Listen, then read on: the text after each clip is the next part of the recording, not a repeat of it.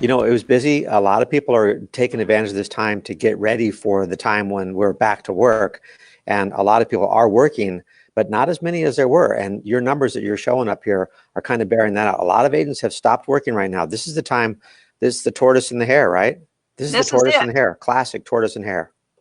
Yes. So I'll just segue to it then, and we'll get that show on the road. So I took the available homes as of last night. There were 1,110 condos, 6,160 single-family homes, and 691 townhomes for a total of 7,961 available homes. And we are creeping up on that 8,000, but we keep sliding back. The closings, and I took Friday, Saturday, Sunday because or Saturday, Sunday because I figured some people may have had closings and didn't put them in the computer. So we had a total of 114 closings, and 59 homes, condos, and townhomes went under contract. And what was just listed was 107 homes. And of course, I always love the good news. The good news is that we're ahead of last year. We've had 11,523 closings for $334,000 average price. And that's an average daily of 99.3. Last year, we had 11,324, and that was 318,000 or 97 homes a day that sold. Now, Jimmy, if you notice, the 2019 figure has jumped up because the 26th of April in 2019 was a Friday. So that meant that the 27th, 28th, 29th, and 30th, you had a weekend in there. So a lot of closings probably occurred on that last Friday of April. So we'll see how that pans out between now and the end of this week. So, well, that's why some of these annualized figures are so important, because when it's 99 per day, on an average 99 per day over a period of 4 months, now you can count on that's pretty much a daily average, 99 a day. Yeah, and we're ahead of last year. Yeah, that's awesome. And the importance of me sharing this information with everybody all the time is that this chart, which you can go and get off my Facebook page, it gives you the confidence when you're taking buyers out or when you're listing homes to let people know that we still have a very strong real estate market. That $334,000 average price hasn't changed. It hasn't gone down. So it's holding steady. And that's really an important part of our future. Well, when you ask someone, how are you? That's a really broad question. If I say I'm confident, that's not an answer they expect. How are you? I'm confident. Well, what do you mean by confident? What kind of, I think you're supposed to say you're fine. You're not supposed to say you're confident. What happened with fine? You're supposed to say you're fine. Yeah. I'm not going to say I'm fine. I'm not going to give them what they expect. I'm confident. Well, what do you mean you're confident? Well, I'm looking at the numbers, and this year so far, we've averaged almost 100 homes sold every day. When you average out the whole year, that's a lot of business. That's 3,000 homes a month in Las Vegas. And the numbers aren't that different this year versus last year. We're actually ahead of last year. That's the actual numbers. I'm confident. That begs the question, what are you talking about, confident? Well, here's what I'm talking about, these statistics. And leading into that, just giving people some tips is that we did last week, we took a $300,000 home and we did a 4%, 4.5% interest rate versus a 3.5% interest rate, and it's $300 a month. Well, that's $3,600 a year. Over 10 years, that's $36,000. So those little hundreds add up over time, and people stay in a home now 7 to 10 years. So I think that that's a really good point that you can also make, that why, when people say, well, why is it? Well, that's one reason. It's because the interest rates are low, and they are probably going to go higher eventually because of the inflation we're creating by printing money. So that tells me that it's the monthly fee or the monthly cost. People don't live in the price, they live in the payment. So even if the prices did go down $10,000, my payment's still going to go up a couple $100 if rates go up. They cannot afford to wait right now. I mean, we sing this song all the time, but it's never been more true. They really cannot afford, a buyer cannot afford to wait right now. This is the best time they're going to have to get in the market. And again, we sing the song a lot, but we haven't seen these interest rates for 50 years. That's right. And they may not come back again for a long time. I don't think they will. Well, yeah, I'm not an economics major by any means, but I do know that as the stock market fluctuates and people buy bonds, they sell bonds, and that has a big impact on inflation. And inflation causes the price of products to go up, and that also causes the interest rates to go up. And there's a gap in there that I can't explain. Well, you asked me, Ruthie, if I had something for today because it's Monday and stuff like that. And what I want to talk about today for just a minute is the three scenarios.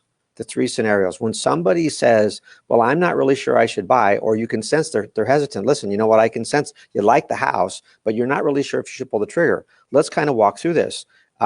Let's say, what would be the worst case? Let's pretend you did buy the house, as if. It's called the as if exercise. Let's pretend you did buy the house, as if you did buy the house. What would be the worst case scenario? And you let them get all their fears on the table. You let them talk about, oh, it could be is this ugly, and this might happen, that might happen. And once they express those fears, sometimes that stuff goes away when you put in the light of day. So, okay, I got the worst case scenario. Let me ask you this. What would be the best case scenario? And turn their thinking around to the best case scenario.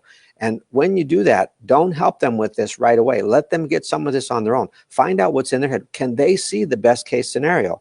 Okay. And you let them get that all out. And then you say, okay, what is the most likely scenario? Really, we got worst case, we got best case. What is the most likely scenario? And when they speak out of their own mouth, well, this is the most likely scenario. We're probably going to have some inflation based on the fact that we're printing a lot of money. That's probably going to cause house prices to go up. Probably the cost of materials is not going to go down. Probably the labor cost is not going to go down. Probably the land cost is not going to go down. Oh my God, this might be the smartest time for me to buy a house. Oh, you're brilliant. You're brilliant. Let them walk through the worst case, the best case, and the most likely scenario. And those three scenarios, that should help them come to the realization that there's never been a better time to buy a house than right now, period. Yes, and I believe that. I just want to shout out to Miss Cookie, hello, Haya, hello, Mary Ellen, Charla, Karen, Cami. Thank you all for supporting us and joining us. It gives us a reason to be here, believe me. Thank you so much. Was Cookie able to be your guest the other day? Yes, she was, and she was awesome. Good. Cookie was awesome. I'll have to watch that. Cookie. Yeah, she was awesome. And Erin Mills was good too. She hangs a carrot out there. Good. You know, she tells just enough that you want to learn more. So about Instagram and about Facebook stories. So yeah, she was good. Yeah, she doesn't want to tell all her secrets. Well, so I was having a conversation in my head this morning about Facebook on my way over here, and I'm thinking, how much do I put into Facebook? How much time do I put into Facebook? And I'm thinking, well, how much do I want to get out of it?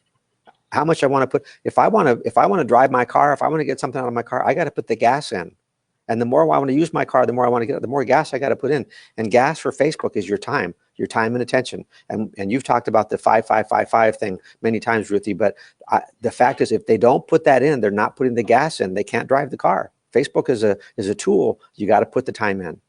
And Jimmy, you're leading into my little story. Oh, good. And I haven't heard the story yet. I know.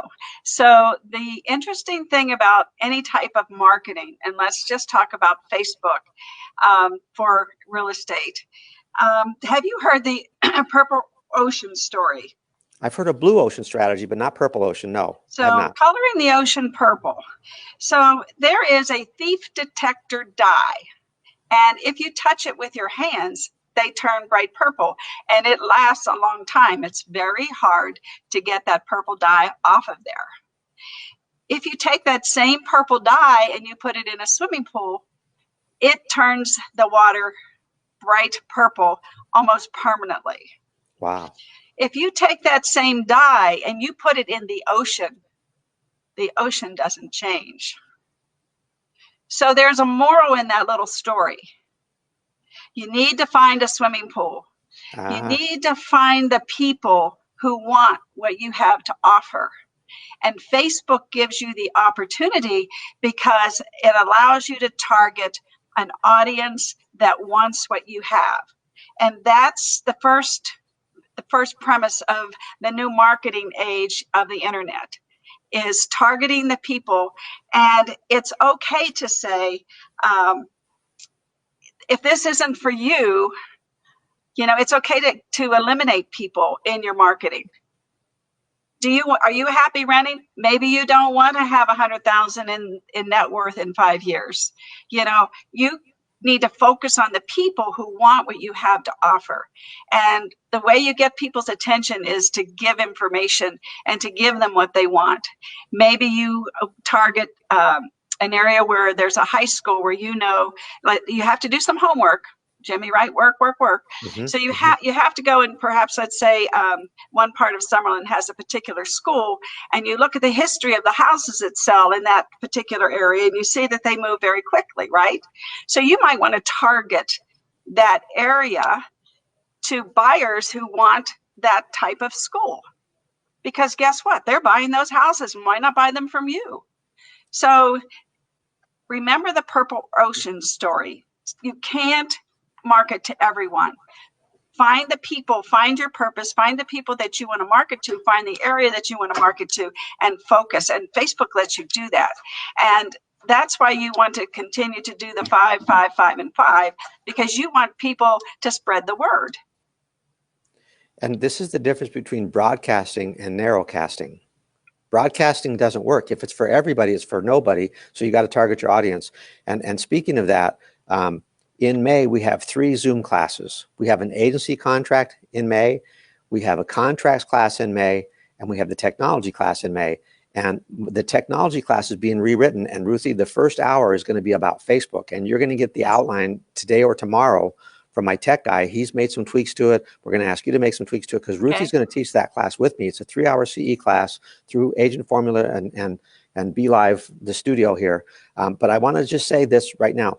There's enough room in here for social distancing.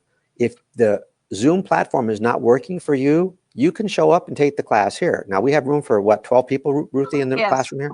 So if you really don't like this online stuff, you want to actually be in the room and not have to worry about technology and your internet connection. If you sign up through Agent Formula training and you say, this is one I want to attend live, then we can take 12 people live.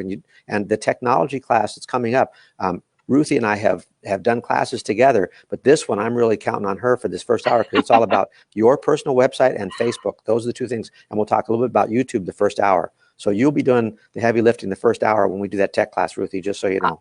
I'm excited. I can't wait. And speaking of YouTube, I've been studying YouTube to try to improve my YouTube channel. My YouTube channel is a disaster.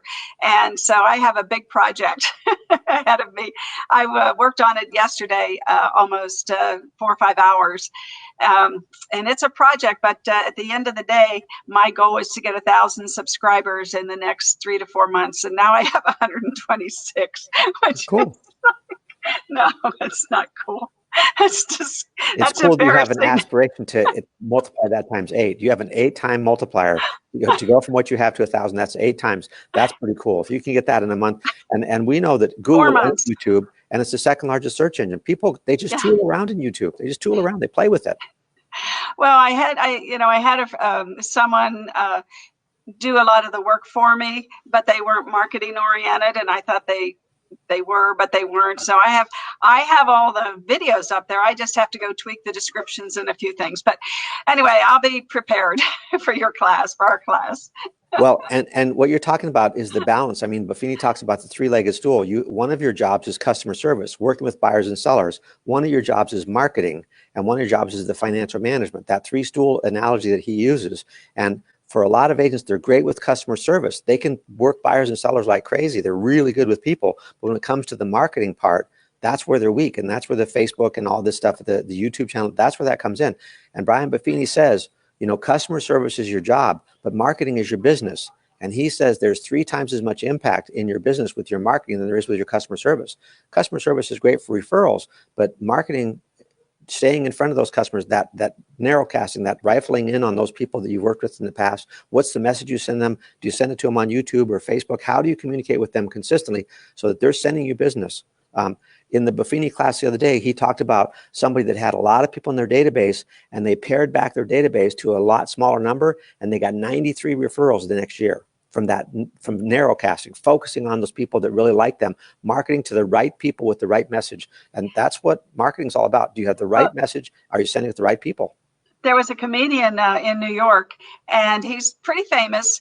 And so he had an agent, and so he gets up and he studies. He's got his material ready, and he was at the Improv.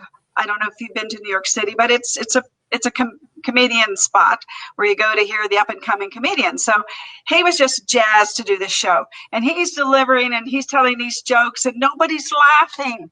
There's not a soul laughing. He goes, "Oh my God, I'm stinking here. I'm dying." But he had to go on with the show. Mm-hmm. So at the end of the show, his agent comes out and he says, "I so apologize to you, Jimmy, but this was an Italian tour group and they didn't understand English.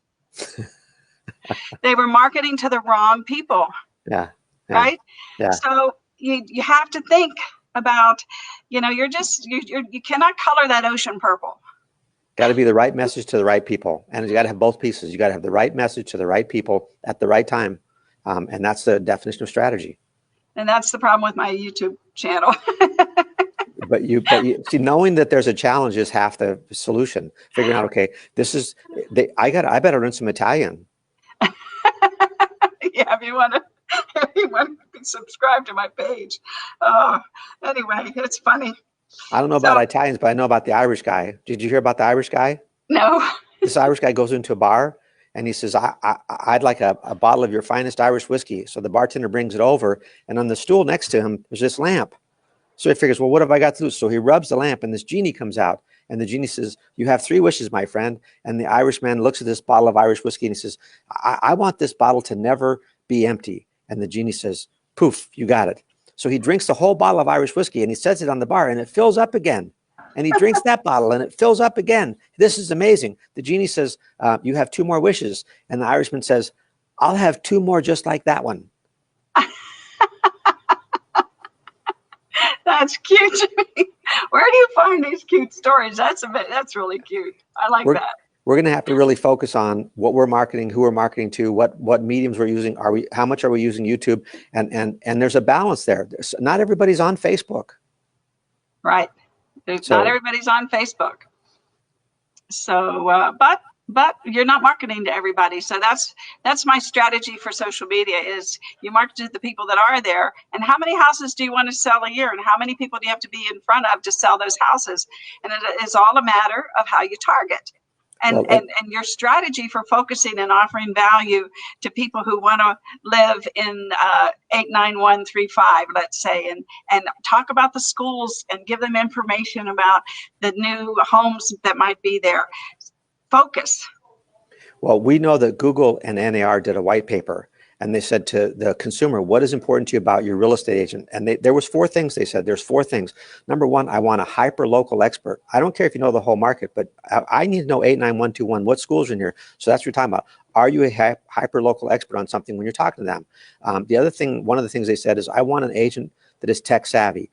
So if on my Facebook page, I had a link to a YouTube video about a property or some type of virtual tour there, that tells them I understand not only Facebook, but also YouTube. I'm more than just on Facebook. I'm also tech savvy. So those 2 things, when I can put Facebook and YouTube together, I'm way more powerful. Yes. Yeah. Jimmy, we have a URL called b.vegas. Okay. And if people go there, it has all of our training.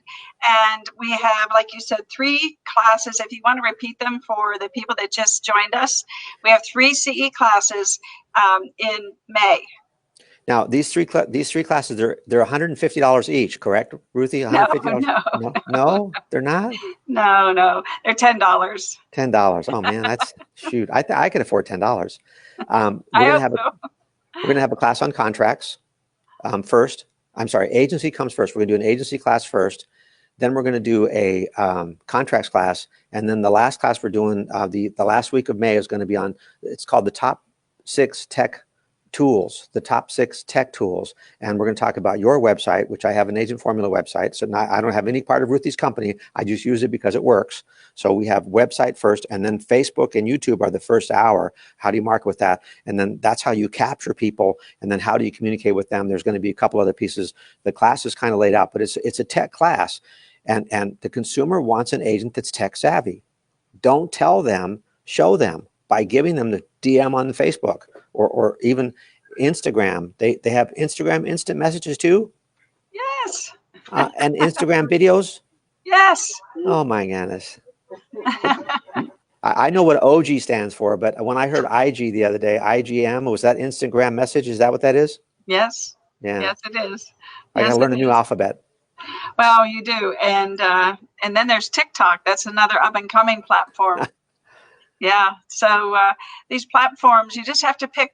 We always say pick 3 platforms, and we pick LinkedIn, Facebook, and Instagram, or we also, Facebook, Instagram, and LinkedIn. And so just pick the top 2 and go deep into them. Mm-hmm. Learn LinkedIn, because LinkedIn is where you're going to get referrals from all those agents in California selling all those houses so that people can move to Vegas. And that's a good example of the swimming pool. LinkedIn is Yes. not as big as Facebook. It's not like the ocean like Facebook can be. LinkedIn is more of a swimming pool. You're more targeted just by being on there. And LinkedIn is getting so much like Facebook that Kane and I have talked about separating those classes and doing a LinkedIn class and then doing a separate Facebook class. Mm-hmm. And then, of course, Jimmy, there's live video, which is a whole nother class. And you and your Lonnie. Yeah. Yeah, Lonnie, you and yeah.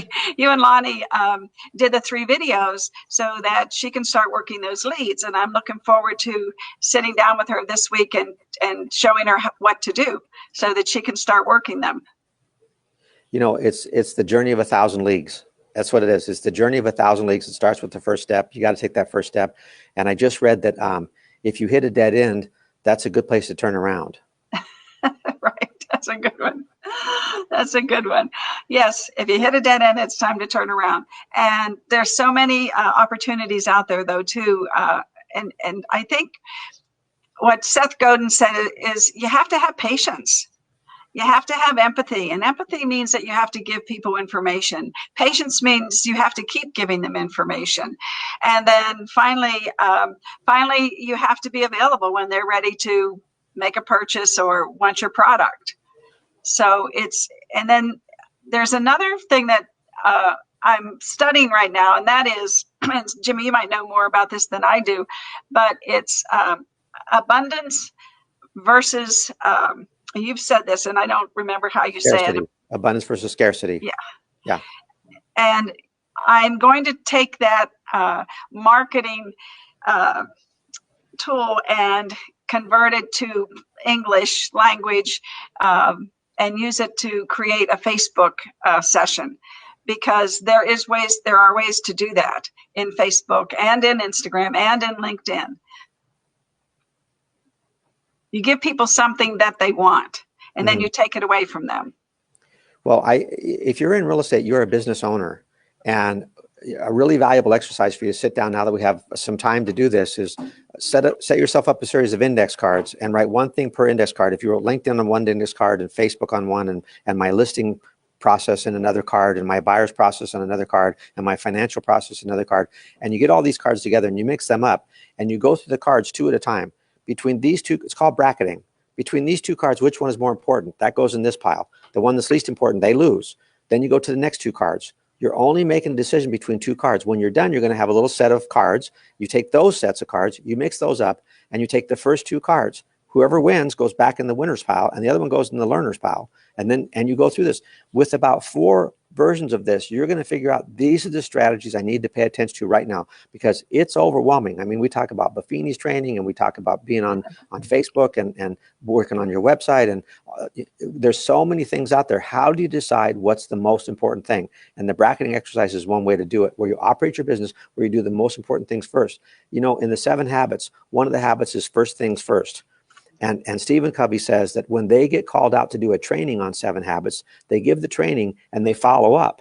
And they say, what habit would you like some follow-up work on? And it's always that one. First things first. It's always that one. We are so overwhelmed with so many choices of what we could do and what are good things for us to do. We're so overwhelmed to take, an hour and get a bottle of Irish whiskey or something like that, and sit there and make out your cards and come up with everything you can think of. And you know what? You can have a couple of real estate agents over to your house, as long as it's less than 10, and you guys could all do this together, and you could actually have some fun with this. I think that's a great idea. We should do that. We should have a class and do that. I think that's a great idea. And by invitation only. You invite you invite Cookie and Karen and Cammie and the ones that have been supporting of this, and I'll buy a bottle of Irish whiskey. And I'll bring a bottle of wine. Okay, I'll be ready. Yeah, I don't think I can do the whiskey part. Okay. I don't drink whiskey either. It's just a joke. These are just the jokes, guys. Just so you know, I don't really drink Irish whiskey. So, Jimmy, any parting words today? No, I appreciate everyone being on here, and we have some really consistent people, and those are the ones that if you want to have a party, I will come. Super. And I'm happy everybody is joining us this morning. Let's make it a great week, and let's take time for ourselves. Let's think about what we're going to do, what we're going to focus on. That's my message. I'm starting to read or listen to Audible books about marketing so that I can be better prepared to help everybody. Sounds good. All right, everybody, have a great week. We're going to go do our CE class. You can still sign up if you haven't signed up. Just go to b.vegas and go to today's class, and it's called Where's the Money? And Where's My Money, actually. And Where's My Money is procuring cause. Don't let people take your commissions. There you go. Thanks, Ruthie. All right. Thank you. Thank you, everybody.